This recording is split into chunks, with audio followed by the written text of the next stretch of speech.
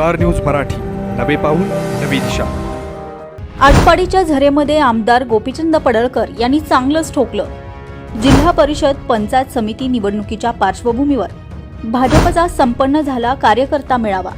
तुम्ही आपल्या कार्यक्रमासाठी हॉल शोधताय तर मग आपल्या सेवेसाठी खानापूरमध्ये सज्ज आहे कौतिका पॅलेस बँक्वेट हॉल खानापूर. लग्न समारंभ, साखरपुडा, बारशे, वाढदिवस, डोहाळे जेवण, मीटिंग, सेमिनार, भव्य हॉल, लॉन, गार्डन, निसर्गरम्य परिसर, भव्य पार्किंग आणि एकदम प्रशस्त ठिकाण. आमचा पत्ता बलवडी रोड खानापूर. संपर्क ऋषिकेश गायकवाड 9730301300. तुम्हाला सोने खरेदी करायचंय तर मग चला विट्याच्या ओम ज्वेलर्स मध्ये. विट्यातील प्रथमच सोन्याचे 100% BIS 916 hallmark jewellery showroom. HUID प्रमाणित सर्व दागिने, सोने तारण कर्ज योजना ही सुरू. तर मग एक वेळ अवश्य भेट द्या. आमचा पत्ता ओम ज्वेलर्स, सराफपेठ, बँक ऑफ महाराष्ट्र समोर विटा. संपर्क श्री भगवान ढमाले गार्डीकर, डॉक्टर विशाल शिंदे मोराळे. आवाज येत नाही.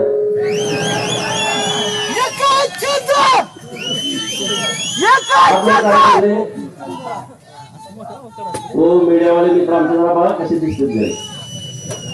भारत माता की, भारत माता की, वंदे वंदे. बाळे मामाच्या नावानं, बिरुबाच्या नावानं, मरकुबाईच्या नावानं.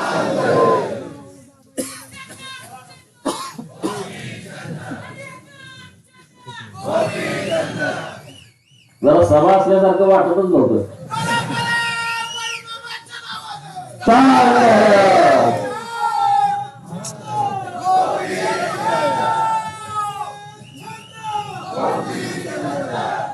आज भारतीय जनता पार्टीच्या सर्व सहकारी मित्रांचा संवाद मेळावा आज पार पडतोय. खर तर आज अमावस्या आहे.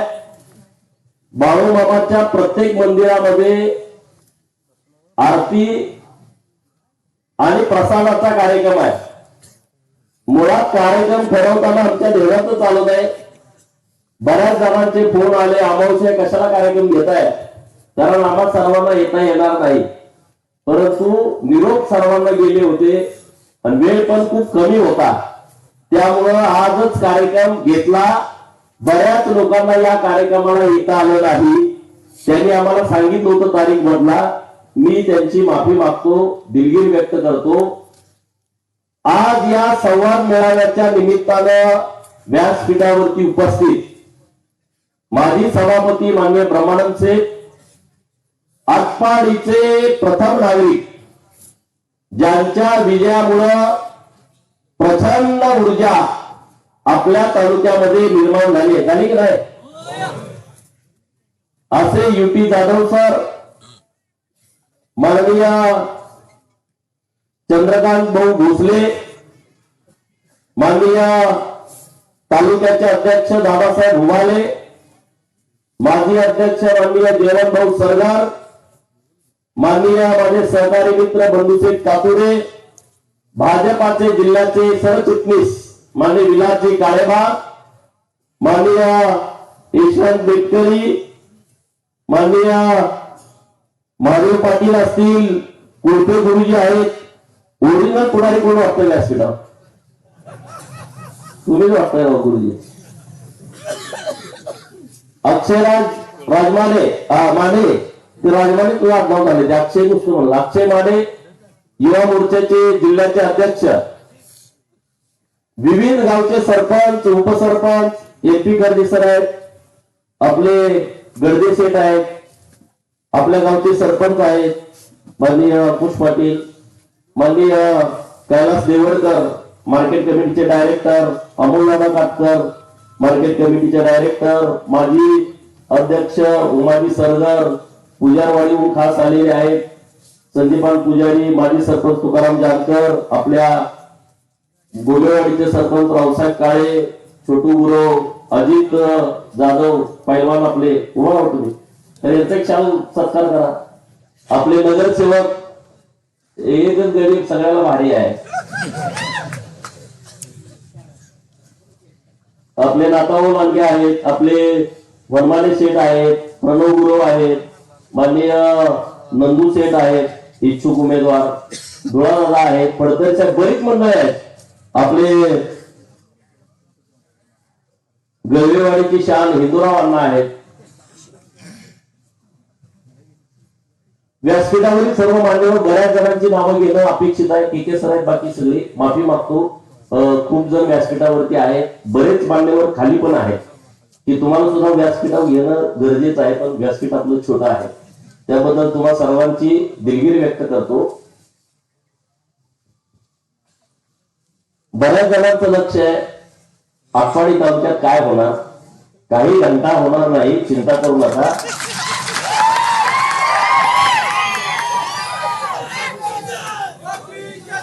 मने गोपीचंदला अडवायचं आहे. आम्हाला अडवायच्या नादात तुम्ही अडकू नका, नाहीतर तुमचा काहीतरी बाजार उठायचा. आमचा धंदा जो आहे रोजचा सकाळपासून संध्याकाळपर्यंत, आम्हाला काही नवीन नाही. हे काही दुकान आम्ही नवीन थाटलेलं नाही, आमचा जुना धंदा आहे. आणि त्यामुळे ह्या भानगडीत पडू नका, कापडं जातील. भल्या पैसेवाल्यांची मस्ती जिरवण्याचा माझा नाद आहे, मला तोच छंद आहे. दुसरा धंदा मी काय करत नाही. आणि आमच्या जिरवण्याच्या भागामध्ये तुमची जिरून जाईल. आटपाडी नगरपंचायतीची निवडणूक सुद्धा याच पैशाच्या मस्तीत गेली. लय मस्ती. आज सुवात नया बाजाराला पुढच्या लाईनीत बसवले आलो. त्याला कळले आता दुकान बंद झालंय. नगरपंचायतीच्या निवडणुकीमध्ये वरून निरोप आला पार्टी म्हणजे तुम्हाला सगळ्यांना माहिती आहे. पार्टीचा निरोप म्हणजे निरोप. पार्टीचा निरोप आला की तुम्ही आलायच करायचे की शिवसेना भाजप युती करा. मी म्हटलं आता ठीक आहे, हो म्हणायचं आता आपण, नाहीतर मध्ये ती ऐकत नाही पडत. चला हो. तर इकडनं घरी काय एकदम टाईट. भाजपचं इथं काय आम्ही नगराध्यक्ष निवडून आणणार, मुंबईला जाणार, वाया विटा नाही वाया बसवर जाणार. म्हणजे आमदारांना खाली बोलवलं. विकास केला कुणी केला? आमदारांनीच केला असेल ना. काय केला असेल ह्यांच्याकडे कुठलं पदच नाही, विकास कसा झाला? बरोबर ना.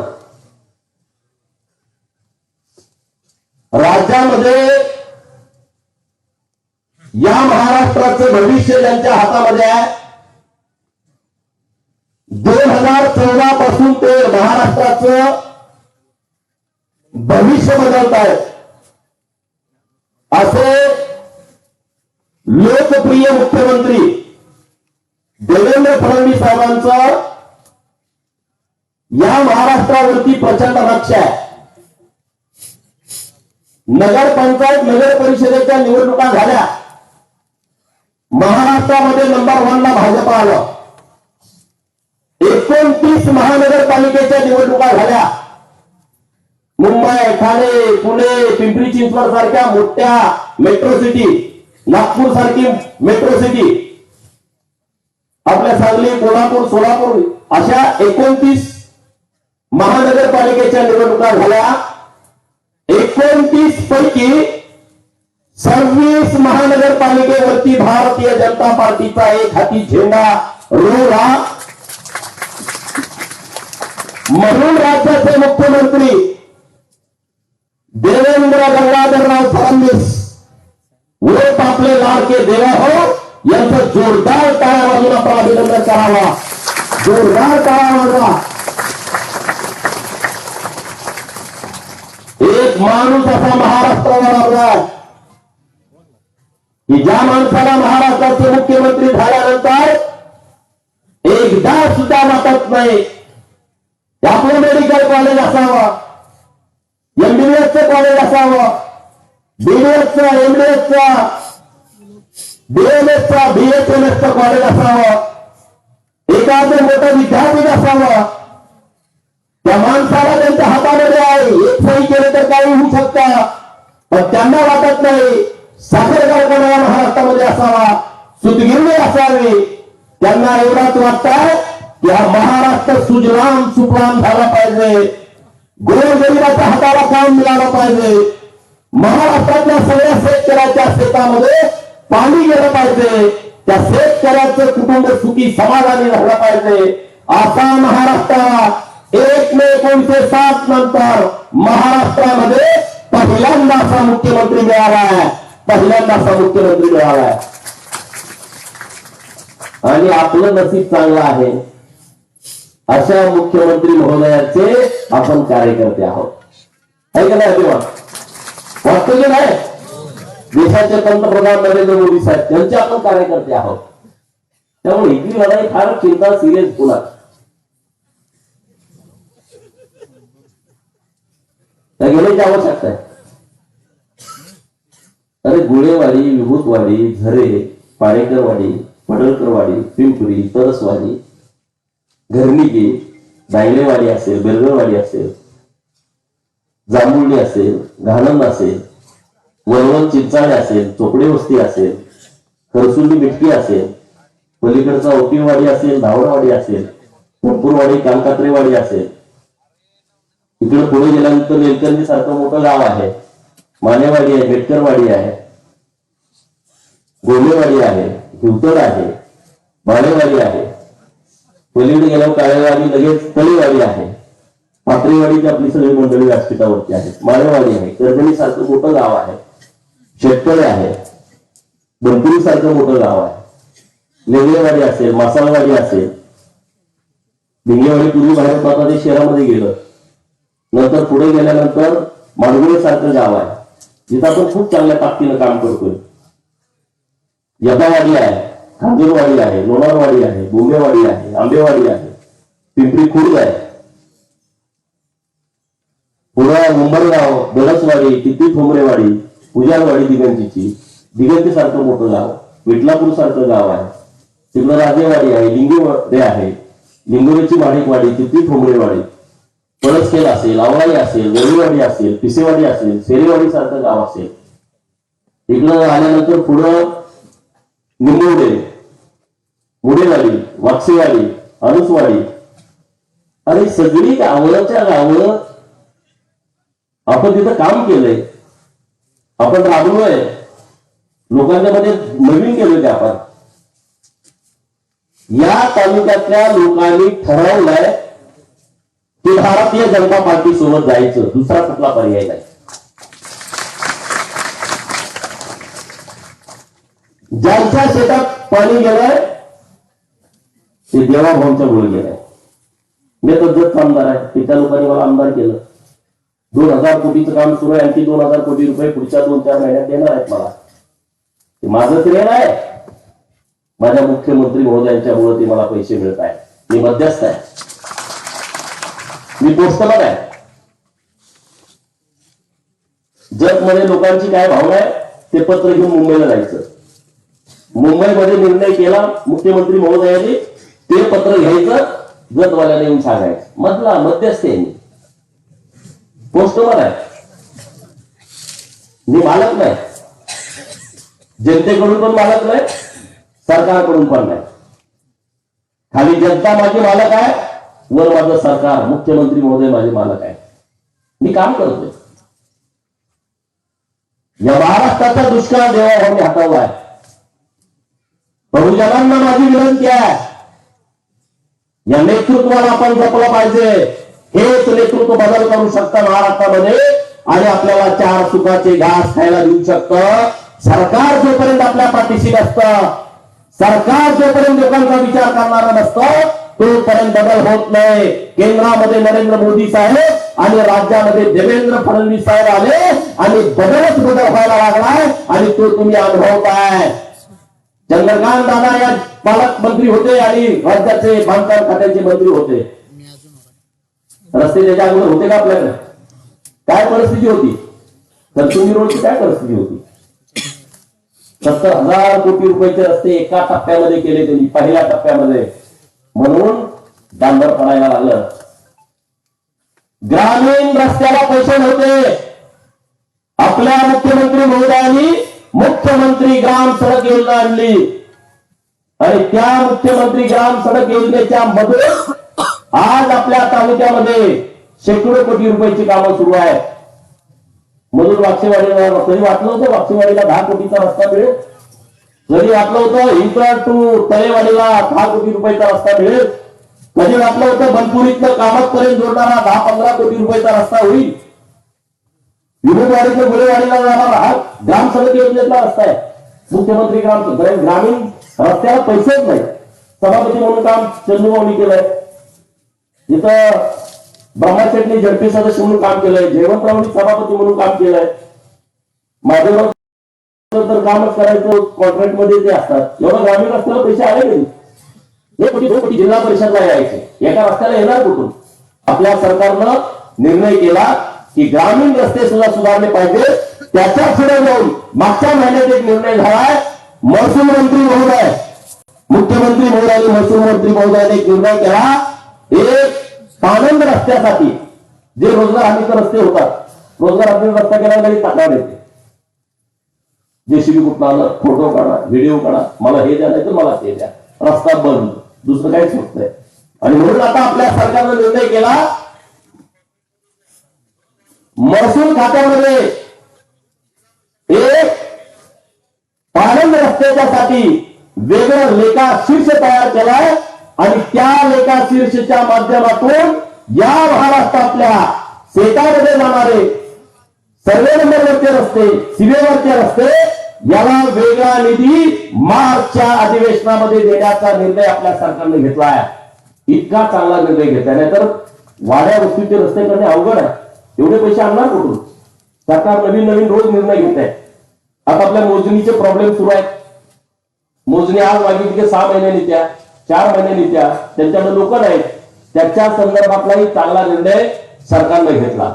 वाटेची भांडणं इतकी सुरू आहेत स्थळात तहसीलदारांकडनं. तिथं निर्णय झाला का प्राण, तिथं निर्णय झाला कलेक्टर, तिथं झाला का पुणे झालं का मुंबई झाला का परत आटपाडी कोर्ट, परत विटा, असलंच उद्योग सुरू आहे.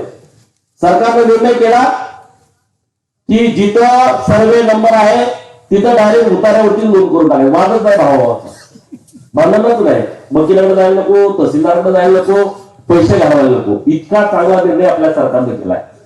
असे अनेक निर्णय सरकारने केलेले आहेत. लाडक्या बहिणीचा एवढा मोठा निर्णय मुख्यमंत्री महोदयांनी घेतलाय. लाडक्या बहिणी एकदम खुश आहेत.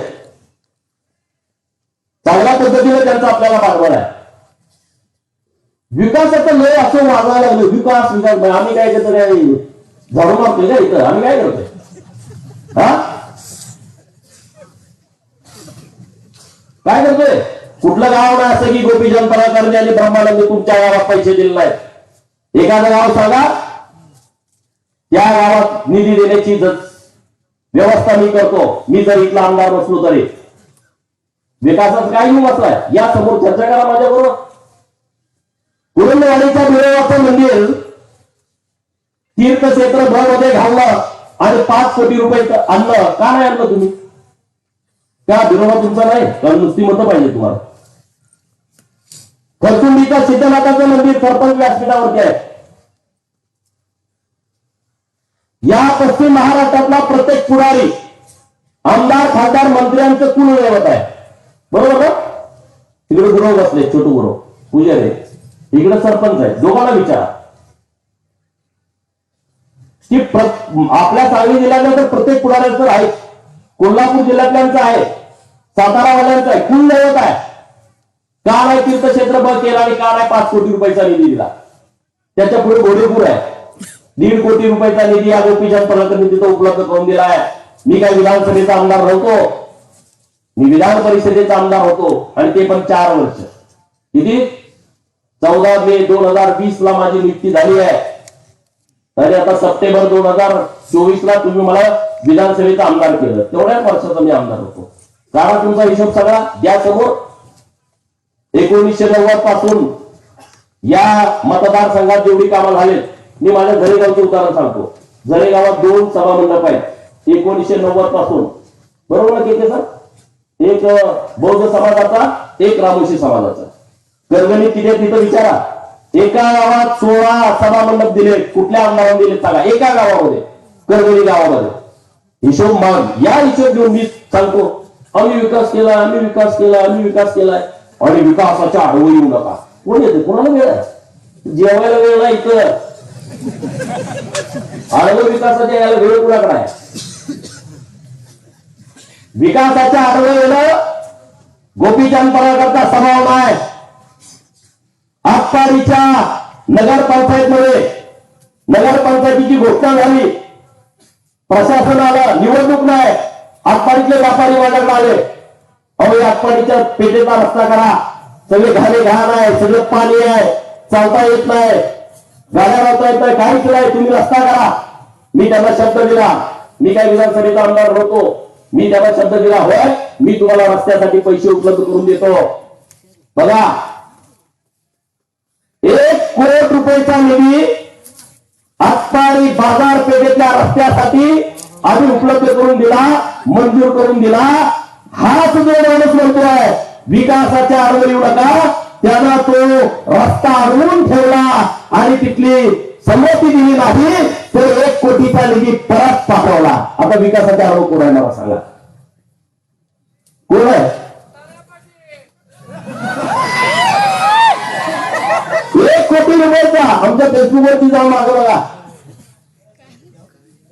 की त्यांनी तिथं पैसे वापरलेले आहेत आणि 1 कोटी तालुक्याला आले असते. तुमचे 1 कोटी दुसरीकडे वापरले असते ना. नुकसान कुणाचं झालं? तालुक्याचं. शेतपळे गावासाठी मी निधी उपलब्ध करून दिला. शेतपळे गावात आमची ग्रामपंचायत नाही, शेतपळे गावचे मित्र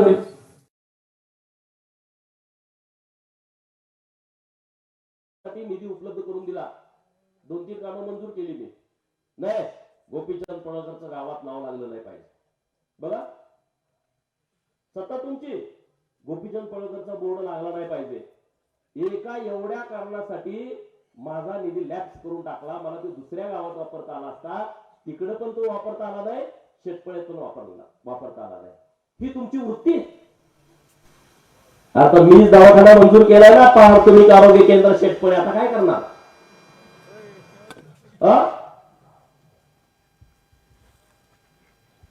महाराष्ट्रातलं सगळं रेकॉर्ड काढून बघा. महादेव पाटील लिहित आहेत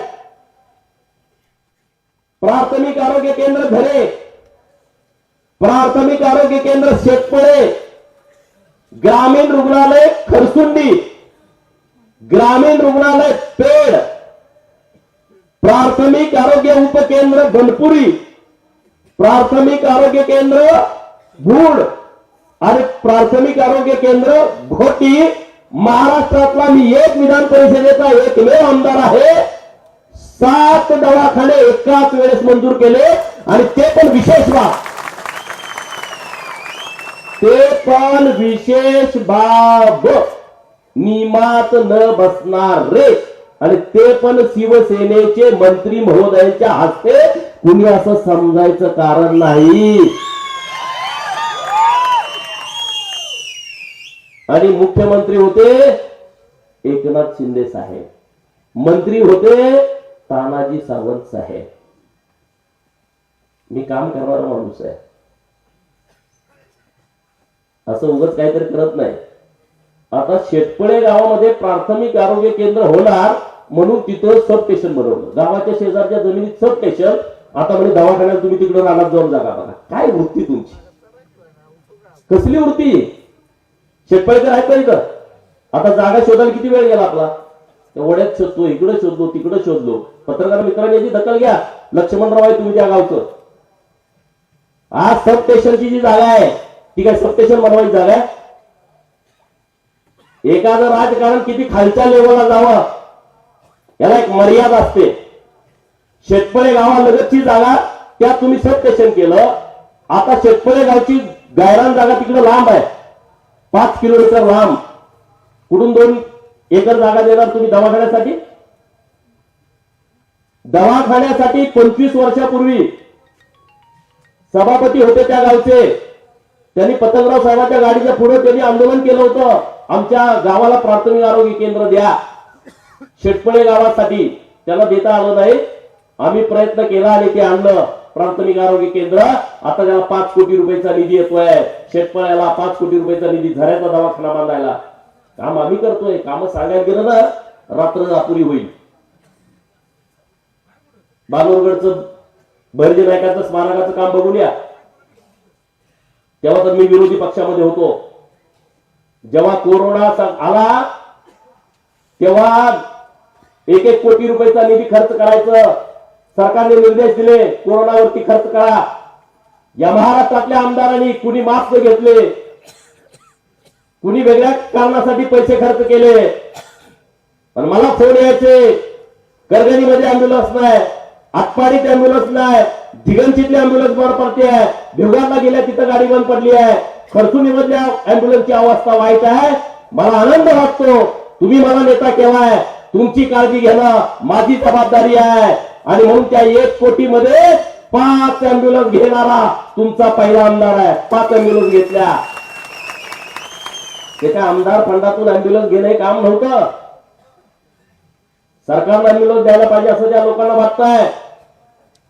आम्ही तो नियम शोधून काढला की आमदार फंडातून सुद्धा अँब्युलन्स घेता येईल, ती सरकारी दवाखान्याला देता येईल. कोरोनाच्या काळामध्ये 5 अँब्युलन्स घेतल्या.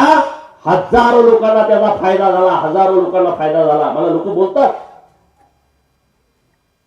तुम्ही आम्ही काय केलं.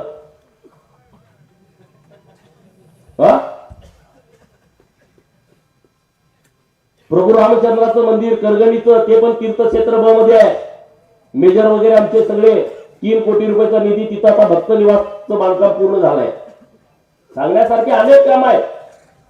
कुणी आम्हाला शिकू नये विकासाचं. अरे आमचा जन्म झालाय विकास करायचा. म्हणजे गोपीचंद पडदा हो दादागिरी करतो आम्ही, पुढेही करणार. ज्यांना ज्यांना मस्ती आल्या ना त्यांच्या विरोधात दादागिरी करणार. काय करायचं करा आमचं. पण या तालुक्यातल्या एकाही सामान्य माणसानं सांगायचं गोपीचंद पडदा त्याला अरे तुरे जरी बोलला असला मी म्हणेल ते ऐकेल. पण मस्तवाल लोकांचं तुम्ही मला सांगू नका. त्यांना मी काही बोलतो आणि पुढेही बोलणार. त्याचं मला मी त्या गोष्टीला बांधील नाही. ज्याला सत्तेची मस्ती आहे, ज्याला पैशाची मस्ती आहे त्याचा विषय सोडून द्या. पण गरीब माणूस माझ्याकडे आलाय, मी त्याच्याशी बोललो नाही, त्याचा मी फोन केला नाही, त्याचं मी काम केलं नाही, काम करण्यासाठी मी प्रयत्न केला नाही, असं एक पण काम नाही. बरोबर ना दिनकर? तुम्ही उभा राहा एकदा. यांना एकदा हद्दपारीचं नोटीस आलं होतं. ते काय माझ्या पार्टीत नव्हते, विचारा त्यांना. तेव्हा राष्ट्रवादीत होते. ते माझ्याकडे आले, ते म्हणजे हद्दपारीचं आले आता देव काढणार. म्हणून काही चिंता करू नका. फोनवर मी संपवलं का नाही विषय. 2017ला तेव्हा मी आमदार पण नव्हतो. बंडू शेठ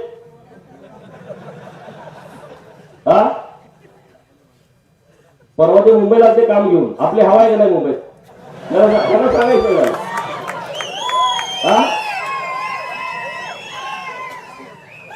त्याला मंत्रालय त्यांचं काम आहे. हे यांची शाळा आहे, ही गडी दिसतोय साधा. यांच्या शाळेला 1 लाख रुपये फी आहे ऍडमिशन घ्यायला.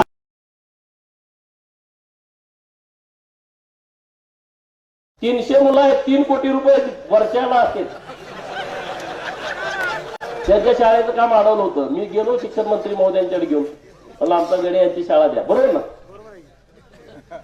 म्हणजे हे कामच करत नाही, हे असंच करते, ते तसंच करते. आम्ही काय करतोय तुम्हाला काय माहित आहे? तुम्हाला तिकडून कसं आहे, जो माणूस आपल्याला आवडत नाही त्याचं चांगले गुण लोकांना दिसत नाही. आता आम्ही त्यांना आवडत नसेल तर आमचे चांगले गुण दिसतील कशी? म्हणे संस्कार, नवीनच शब्द आलाय संस्कार. आमचे संस्कार काढताय. आम्ही तंबाखू खात नाही, आम्ही गुटखा खात नाही, आम्ही दारू पित नाही, आम्ही काय भानगडी करतो. बरोबर ना? एवढे सगळे सहकार्य त्यांना माहित आहे ना. तुम्ही आमचे संस्कार काढा, त्याला भारी काम आहे. तुमचं काय काय सगळं कळालं तर ही लोक म्हणतील डोकं बडवून घेतील. बंडू शेठ अजून खुलून बोलणं झालाय.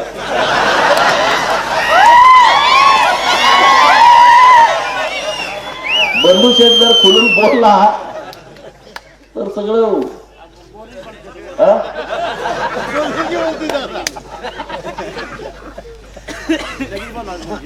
दिघांची जिल्हा परिषद ताकदीनं आपण लढवतोय.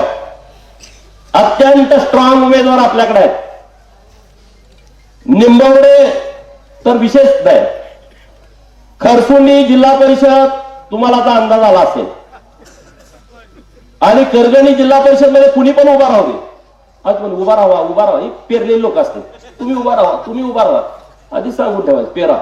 आता ते आमचा दत्ता पाटील बिचार त्याला महिनाभर फिरवला, तू उभा राहा, तू उभा राहा, तू उभा राहा, आणि परत त्यालाच म्हणते तू चालत नाही. तू कसं चालत नाही?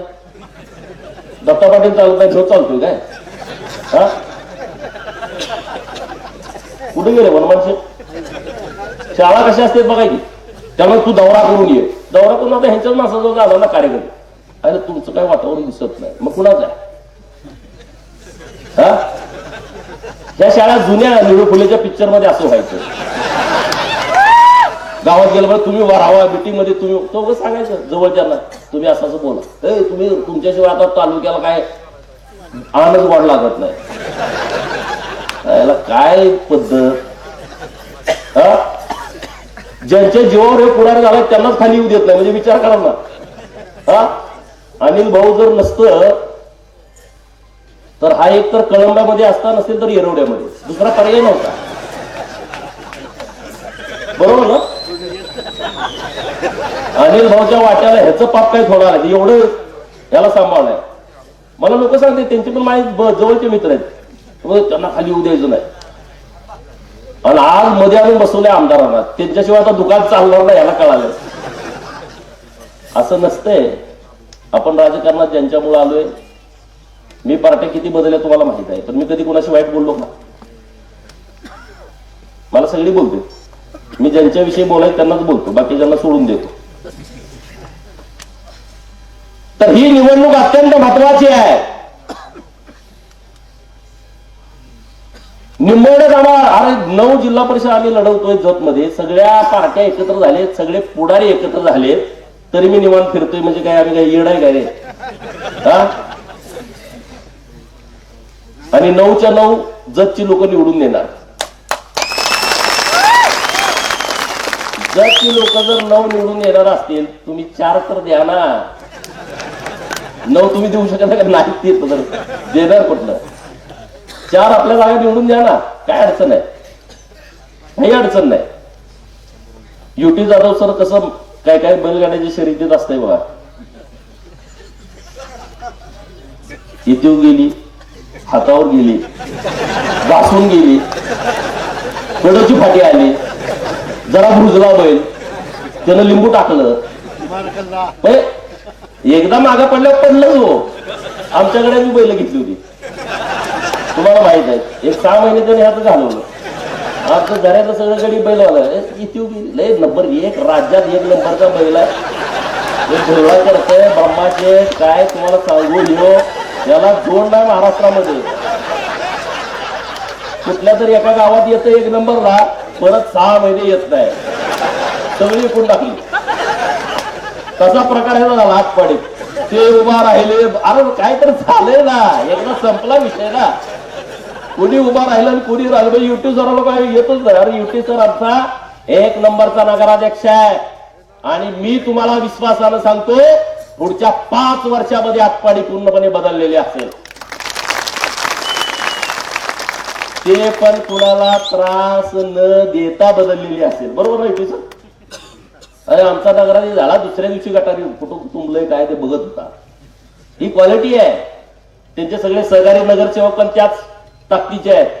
आनंदराव बापुडे आम्हाला पाठिंबा दिला, तिथं मी घोडपेंट खाल्लं, सगळं करून झालं बरं का. ऑफर पैशाचा लय माग गाड्यांना, लय माग. सगळं पैशावरती होत नाही. सगळं जर पैशावरती होत असतं तर चहा विकणाराचा पोरगा या देशाचा पंतप्रधान झाला नसता. सगळे जर पैशावर होत असतं तर हे बिर्ला अंबानी हे झाले असते मुख्यमंत्री पद. त्यांना नको वाटतं मी दारात बसले देऊन एवढे पैसेवाले, त्यांना नको राजसत्ता. पैशाचं गणित तुम्ही गावात पैसेवाल्याची अवस्था तुम्ही बघता प्रत्येक गावात. त्याला चाई कोण पाजत नाही. म्हणजे जो पैशाचा माज करतो त्याला, बाकीचा विषय सोडून द्या. माझ्याकडे लय पैसे आहेत, मी लय असाय, त्याला चहा पेत नाही, त्याला पाजत नाही. गरीब माणसं खूप स्वाभिमानी असतात, आणि त्यामुळे आपल्या पार्टीत लोक अशी सर्वसामान्य लोक आहेत. अरे ज्यांनी वर्गणी देऊन गोपीचंदला पुढारी केलाय, ते पैशासाठी गोपीचंदची पार्टी पाडतील का? एवढं जर अक्कल नसेल, हा? अरे अंगावर कापड सुद्धा लोकांनी दिलेले आहेत. कापड घ्यायची पण परिस्थिती नव्हती. गाडीला बी पैसे तुम्ही दिले, गाडीत तेल घालायला पैसे दिले, तेल घालायला पैसे नसले का 8-8 दिवस कॅरम खेळायचो बंडू शेठ आम्ही. बंडू शेठ बी गेला निघून. मी परवा बसलो म्हणलं कारण काय, ब्रह्माशेठ तर सांगायचे म्हणून कारण काहीच नाही. अरे मग गेला कशाला, आमचं काहीच कारण नाही हो. गेले बरेच जण असे गेले बिनकारणाचे. त्यांना माझी विनंती आहे रिटर्न या. 5 तारखेनंतर परत आता इलेक्शनच नाही 29 पर्यंत. काय करणार परत 4 वर्ष. या सीझन फक्त 15 दिवसाचा आहे. बरोबर ना. 15 दिवसानंतर परत उचल कोणी देणार नाही. आणि पुढची पण लोक हुशार झाले, ह्याला उचल देऊ का नको देऊ का नको. बरेच लोक बंडू शेठच्या कॉन्ट्रॅक्टमध्ये आहेत ना, तिकडच्या पार्टी सगळ्या गटातली. एका निंबोडे गटात नाही. थांबा की जरा फिरू उपसतो येतो. 5 तारखेला तुमच्याकडे मताला आलो म्हणजे झालं का नाही. असे लय जणांची गंमतशीर इलेक्शन आहे, अत्यंत गंमतशीर इलेक्शन आहे. हा आमच्याकडे पैसे नाहीत, नाही आम्ही गरीब लोक आहोत. आणि मी तुम्हाला सांगतो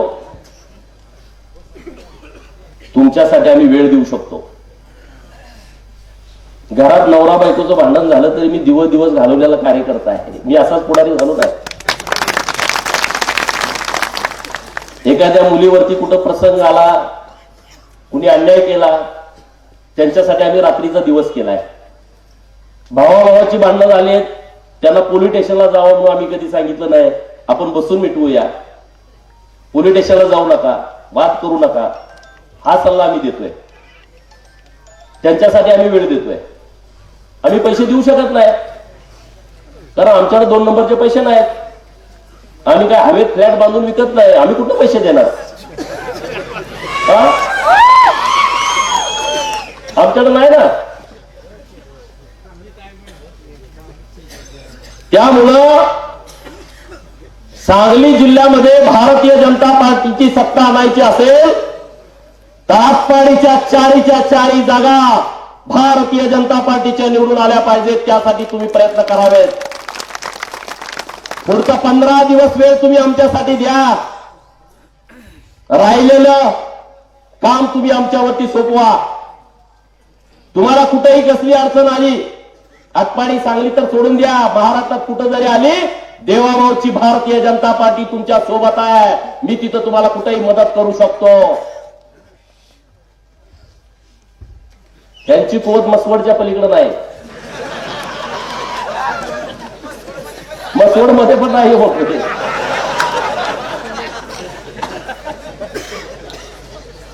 बेडूक असा फुगल्यानंतर त्याला वाटतं मी बैल आहे. नसतो, बेडूक असतो.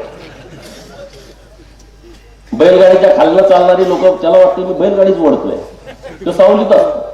हा सावलीत वाढलाय, उन्हा त्याला माहित नाही, तडपडून मरण. ती वेळ येईल अजून बंडू शेठ. ज्या दिवशी वेळ आलेल ना पूरा हिसाब हो जाएगा. साहब नहीं साहब, हमको जिंदा लाश लाने वाले, शैतान को जाने वाले.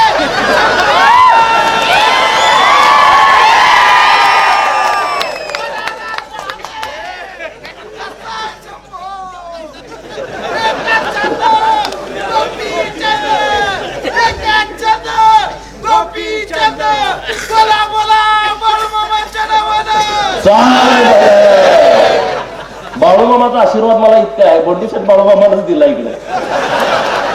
खरं सांगतो. तिथं मेंढरा आली होती पारेकरवाडीमध्ये आणि तो ह्याचा कार्यक्रम होता, वारुळ पूजनाचा कार्यक्रम होता. आणि मला ते पुजारी आले, बाळूमामाचे सगळे कारभारी म्हणजे वारुळाचा कार्यक्रम आहे, तुम्ही या. मी गेलो, घडी तिथंच होता. आपला आमचं झाली, आरती झाली, सगळं झालं. परत देवाला गेलो आणि मग तिथं चर्चा आणली, बंडू शेठ तुम्ही इकडे या. बंडू शेठ मग माझं कुठं काय आहे. म्हटलं बंडू शेठच्या मनात काय दिसत नाही. म्हणलं माझं तर कुठं काय आहे. हे बाळूमामाच्या पुढं, पालखीच्या पुढं, मंदिरात नाही पालखीच्या पुढं ते घडलं. परत बंडू शेठच्या घरी मेंढर होती लेंडी पूजनला. बंडू शेठ परत भावना बदलली. ती काय त्या मेंढकाला बोलू नका, बरोबर ना. ते कारभार सगळं ते शेठला इकडे बोलवायला लागते. नाही बोलू नका, माझं दुकान उठल म्हणते, त्याला काय इकडे बोलवू नका. म्हणजे बाळूमामाची इच्छा झाल्याच्या बाळूमामा खूप मोठी शक्ती आहे. एकदा मी कोल्हापूरच्या निवडणुकीमध्ये देवाभाऊंची सभा होती, पोटनिवडणुकीमध्ये. ते आपले जाधव साहेब वारले, आमदार साहेब मागच्या वेळेस, आणि त्यांच्या निवडणुकीमध्ये आम्ही प्रचाराला गेलतो. व्यासपीठावरती विनय कोरे सावकारांचं भाषण सुरू होतं आणि त्यांनी भाषणामध्ये सांगायला लागले होते बाळूमामाची ताकद काय आहे. कारण एका गणपती बाळूमामाच्या वेशामध्ये एक मूर्ती तयार केली होती. मूर्त्या वेगवेगळ्या असतात ना, तशी एक मूर्ती बाळूमामांच्या वेशातली तयार केली होती आणि ती एका गणपती मंडळानं बसवली होती. गणपती विसर्जन झालं, सगळ्या मूर्त्या गेल्या, मोठमोठ्या मूर्त्या क्रेननं इकडं तिकडं, ही मूर्तीच उचलला. त्यांनी एवढा प्रयत्न केला, सगळं इतकी लोक, इतकं सगळं काहीच नाही. मग त्यांनी ते बाळूमामाचे पुजारी बोलवले, त्यांनी काही पूजा अर्चा केली, मग सहज लोकांनी घेऊन विसर्जन केलं. अशी कहाणी विनय कोरे सावकार, बुद्धिवान माणूस आहे, त्यांनी त्या भाषणामध्ये सांगितली. आणि त्यामुळे बाळूमामाचा प्रचंड आशीर्वाद आपल्या सोबत आहे. आपण तालुक्याचा कायापालट करू, आपण काहीतरी नवीन करायचं आहे. आपण काही जुन्या पुढाऱ्यासारखं ह्याची अडवा त्याला वाट अडवा असला उद्योग नाही. आता आम्ही पत्रकार मित्र आहेत. मी एकदा राजेवाडीला गेलो होतो, राजेवाडीच्या सांडीतनं पाणी चालू होतं, तर तिथं हजारो लोक त्या सांडीत पोहायला आलते. आणि म्हणून आता मी सरकारकडे प्रस्ताव केला की राजेवाडीच्या तलावाच्या शेजारी जलसंपदा खात्यानं एक पर्यटन केंद्र स्थापन करावं, ते जे 5-50 कोटी रुपयाचं असेल. आणि मला आनंद सांगायला वाटतो या गोष्टीचा, त्या कामाची प्रोसेस सुरू झालेली आहे. त्या कामाची प्रोसेस सुरू झाली आहे. युटी जाधव सर नगराध्यक्ष होताना आम्ही लोकांना सांगितलं होतं, आटपाडी तलावाच्या बाजूच्या फॉरेस्टच्या जागेमध्ये आम्ही एक पर्यटन केंद्र करतोय. त्याचाही आराखडा करायचं काम सुरू झालंय युटी जाधव सरांच्या नेतृत्वात. ते काम सुरू झालंय. पुढच्या 15 दिवसात तो आराखडा आम्ही तयार करतोय आणि तो मीटिंग मध्ये आणतोय. एकदा मीटिंग मध्ये आला की तो विषय सगळा संपून जाईल, मग ते काम आपलं होऊन जाईल. आटपाडी नगरपंचायत ज्या लाईटी आहेत रोडवरच्या, आता जतला 18 लाख रुपये बिल येतं महिन्याला, नगरपालिकेला भरावं लागतं. आटपाडीचा आकडा काढायला सांगितलाय, पत्रकार मित्र येत आहे. आम्ही आटपाडी शहर मध्ये जेवढ्या सार्वजनिक वापरासाठी लाईट आहेत 2 महिन्याच्या आतमध्ये आम्ही सोलारवरती मंजूर करून आणतोय. 2 महिन्याच्या आतमध्ये 1 रुपया पण परत आटपाडी नगरपंचायतचा MSCB ला भरावा लागणार नाही. JSWचा एक प्रोजेक्ट आणलाय आम्ही इथं, जो 20,000 एकरामध्ये होणार आहे. शेतकरी बरेच असतील, त्यांनाही विनंती आहे, गैरसमज करू नका. भाड्यानं जमिनी आपण देतोय, 50,000 रुपये एकरी भाडं मिळतंय. आतापर्यंत 700 एकर लोकांनी रजिस्ट्री करून घेतली आहे. 20,000 एकरातला जर प्रोजेक्ट झाला तर तो महाराष्ट्रातला सर्वात मोठा प्रोजेक्ट आपल्या इथं झरे, जांभुळणी, वाकसेवाडी, कामत, मिटकी, बनपुरी, घाणन, कटरेवाडी आणि जास्तीत जास्त निंबवडे या भागामध्ये होतोय. 20,000 एकरामध्ये शेतकऱ्यांनी जर सहकार्य केलं तर. आणि तो JSWचा मोठा प्रोजेक्ट होतोय, जे इंटरनॅशनल कंपनी आहे. 50,000 रुपये भाडं, 2 वर्षाचं भाडं आम्ही ऍडव्हान्स मध्ये देतोय. आता इथं कुठं जिल्ह्यात आलाय का असा प्रोजेक्ट सांगा? आलाय ना? 20,000 एकर. आता इथं मी JCB चालवत होतो पूर्वी, तुम्हाला माहित आहे. त्या माळावरती गेल्यानंतर JCBचं 4 दात मोडल्याशिवाय ती माघारी आलंच नाही. संध्याकाळी रोज कोल्हापूर जायचं दात आणायला. बसवा, मोडला, बस. 750 दर दात 4 मोडले, कसं परवडायचं? जर JCBचं दात त्या प्राणात मोडत असतील तिथं करणार काय? पृथ्वी निर्माण झाल्यापासून मेंढराला तेवढं दिलं असेल 5,000 रुपये चारायला, ह्याच्या पलीकडे शेतकऱ्याला काहीच मिळालं नाही. आम्ही असा प्रोजेक्ट आणतोय. तो काय असा सुखासुखी आला नाही, त्याच्यासाठी आम्ही मेहनत घेतली आहे, त्याच्यासाठी प्रयत्न केलाय आणि मग तो प्रोजेक्ट आहे. 2 वेळा हेलिकॉप्टर इथं उतरलं होतं. असं आम्ही जतसाठी पण एक प्रस्ताव दिलाय. आता असे अनेक विषय करण्यासारखे आहेत. त्यामुळे तुम्हाला माझी विनंती आहे, हा काळ अत्यंत महत्वाचा आहे. सर्वांनी ताकदीनं या विषयामध्ये उतरलं पाहिजे. तुमचा आशीर्वाद, तुमचा पाठिंबा असल्याशिवाय आटपाडीमध्ये भारतीय जनता पार्टीचा एकहाती विजय होणार नाही. समोर पैसेवाली लोक आहेत, 2 नंबरचा पैसा आहे, फसवणुकीचा पैसा आहे आणि तो सगळ्या तालुक्यामध्ये वापरणार आहे. तो काय कष्टाचा पैसा नाही, तो काय घामाचा पैसा नाही, लुबाडणूक केलेला आणि फसवणूक केलेला पैसा आहे. त्यांच्या विरोधात लढायचं असेल तर स्वाभिमानी फौज घेऊन आपल्याला लढायचं आहे आणि सगळी स्वाभिमानी फौज माझ्या समोर बसली आहे. या स्वाभिमानी फौजेमध्ये प्रचंड ताकद आहे, क्षमता आहे आणि याची जाणीव मला आहे. तुम्ही मला नेता केलाय, तुम्ही पुढे काय करायचं ते ठरवा. अमरशे बापू साहेब आणि आपण चांगल्या पद्धतीनं भाजपच्या चिन्हावरती लढतोय. आपले गट तर डोक्यातनं काढून टाका. भाजप एके भाजप. मुख्यमंत्री महोदयांना 4 सीटा आपल्याला इथून द्यायच्या. द्यायच्यात का? कुणाकुणाला वाटते हात वर करा. मेहनत करणार ना? ताकद लावणार ना? ताकद लावा. सगळ्या लोकांना समजावून सांगा. निंबोडे निंबोडे निंबोडे, अरे घरणिकी, बेरगळवाडी, इकडं जांभुर्डी आणि ही सगळी गावं. आता इथं जर माझा पराभव झाला, मी दुकान बंद केलेलं बरं नाही का? साधं गणित आहे ना सांगा ना. वाक्षेवाडी सारखं गाव, 922 मतं पडली का 900 मला, 22 विरोधाला. निंबोडे सारखं गाव, अनुसवाडी सारखं गाव, मुडेवाडी सारखं. तात्या बोलली की तात्या कुठे आहेत? तात्या आज जरा खुलून बोललं. 6 कोटी रुपये दिले मी मुंबई मधल्या मंदिराला. कशासाठी दिले असतील? हे भाऊ 30 वर्षाची जागा सांभाळ, रोज मारामाऱ्या, रोज कुणीतरी येऊन अतिक्रमण करताय. मुंबई सारख्या ठिकाणी 1-2 एकर जागा ताब्यात ठेवणं सोपं काम आहे का सांगा? मला इथं देता आलेच नाही ते पैसे. 6 कोटी रुपये मी दिले मायाका मंदिराला. कळंबोलीमध्ये अहिल्या भवन होता, 1 कोटी रुपयाचा निधी तिथं दिलाय. 1 कोटी रुपयाचा निधी. अहमदनगरचं नाव बदला. पहिली मागणी करणारा हा गोपीचंद पडळकर आहे. अरे तुम्ही निर्माण केलेला कार्यकर्ता माननीय मुख्यमंत्री महोदयांच्या मागणी करतोय, अहमदनगरचं नाव बदलाने अहिल्यानगर करा. आणि देवाभाऊनी आणि एकनाथ शिंदे साहेबांनी 1 वर्षामध्ये बदलला आणि अहिल्यानगर केला. 685 कोटी रुपयाचा आराखडा तिथं तयार केला आता अहिल्यादेवी स्मारकाचा. हे सगळी कामं सुरू आहेत. जगच्या मायबाप जनतेने मला आमदार केला, मला सन्मान दिला. राजकारणामध्ये मला एका उंचीवरती नेण्याचं काम जगच्या लोकांनी केलंय. मी जगच्या लोकांचा उपकार आयुष्यभर विसरू शकत नाही. मला अशा टायमिंगला त्यांनी मदत केलेली आहे की माझ्या राजकारणातला तो टर्निंग पॉइंट होता. इथं मला निवडणूक लढवता येत नव्हती. जतमध्ये मला देवाभाऊनी भाजपानं तिकीट दिली आणि 15 दिवसामध्ये तिथल्या लोकांनी मला विधानसभेमध्ये सन्मानानं पाठवलाय.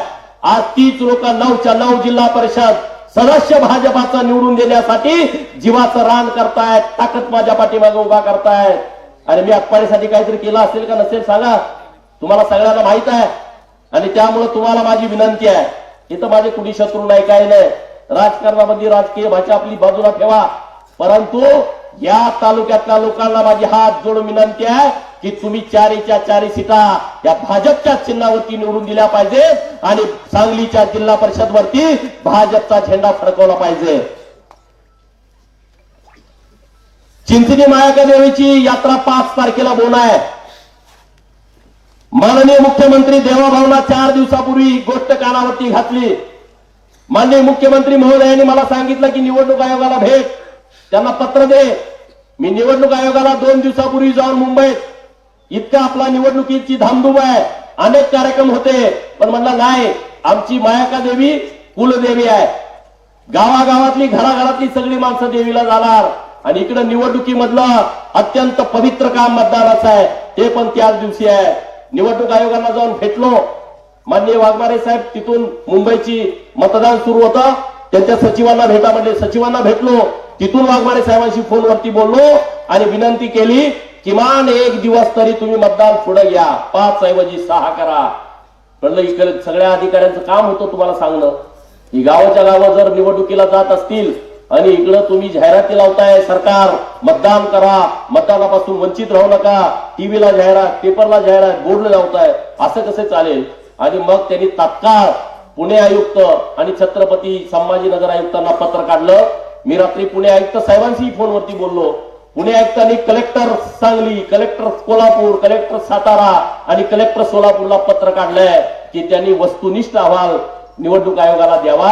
मला वाटते उद्या सकाळी 11 वाजता या 4 जिल्हाधिकाऱ्यांचा वस्तुनिष्ठ अहवाल निवडणूक आयोगाकडे जाईल. मी सर्व जिल्हाधिकाऱ्यांशी बोललोय. आज पालकमंत्री चंद्रकांत दादांशी बोललो, ते सर्वांशी बोलले. माननीय मंत्री जयकुमार गोरे भाऊंशी बोललो, ते सातारा कलेक्टर आणि सोलापूर कलेक्टरशी बोललेले आहेत. आणि त्यामुळं आज उद्या जेव्हा वस्तुनिष्ठ अहवाल जाईल तेव्हा निवडणूक आयोग काय करते, मी त्याचा पाठपुरावा करतो आणि 1-2-3 दिवस जाऊ द्या, मग आपण ठरवू. निवडणूक आयोगानं तारीख बदलली 6, तर मग आपली चिंता मिटली. जर बदलली नाही तर गावागावामध्ये तुम्हाला ठरवावं लागेल की कार्यक्रम कधी घ्यायचा. 2 दिवस अगोदर घ्या किंवा 2 दिवस नंतर घ्या. बैलगाडी मालकांना पण माझी विनंती आहे, ते त्यांचं 6-7 दिवस जातात, तर मग आपण 2-4 दिवसानंतर यावरची भूमिका आपण घेऊ. गावागावातल्या लोकांनी त्यावरती भूमिका ठरवावी. आता निवडणुकीमध्ये सर्वांना तिकीट देता येणार नाही, कारण जागा 4, त्यात बापूसाहेब आणि मी, त्याचवरून सूचना काही वेगळ्या आलेल्या आहेत आज, तर ते सगळं चित्र होईल. पण आनंदाची गोष्ट अशी आहे की आम्हाला असं कळतंय की पंचायत समितीला पण स्वीकृत करता येणार आहे, जिल्हा परिषदला पण स्वीकृत करता येणार आहे. माननीय बावनकुळे साहेबांनी तसं पत्र दिलंय आणि त्याच्यावरती पण निर्णय येणार आहे. त्यामुळं आम्ही काय जेवढ्या आहे तेवढ्याच लोकांना शब्द देऊ, सगळ्याला काय आम्ही देणार नाही.